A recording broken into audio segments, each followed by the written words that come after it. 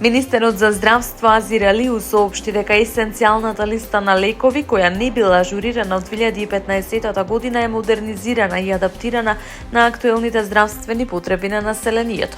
Ажурирањето е реализирано кон крајот на 2025 година во рамки на Националната платформа за лекови со поддршка на Светска здравствена организација и работна група за лекови.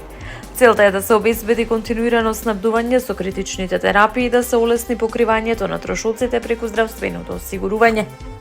Координаторот на работната група Зоран Стериев нагласи дека листата ги содржи најнеопходните лекови за најчестите заболувања и е прилагодена на реалните потреби на граѓаните. Специфично за новата листа е вклучувањето на терапии за замена на никотин, како трансдермални фластери и никотински гуми за жвакање, како и едно контрацептивно средство. Исто така реорганизиран е и сегментот на антиинфективни лекови со зголемен број препарати против инфекции кои сега се дел од есенцијалната листа. Стериев потсети дека есенцијалната листа се разликува од позитивната листа на лекови, бидејќи ги вклучува препаратите кои државата треба да ги обезбедува во секое време за граѓаните.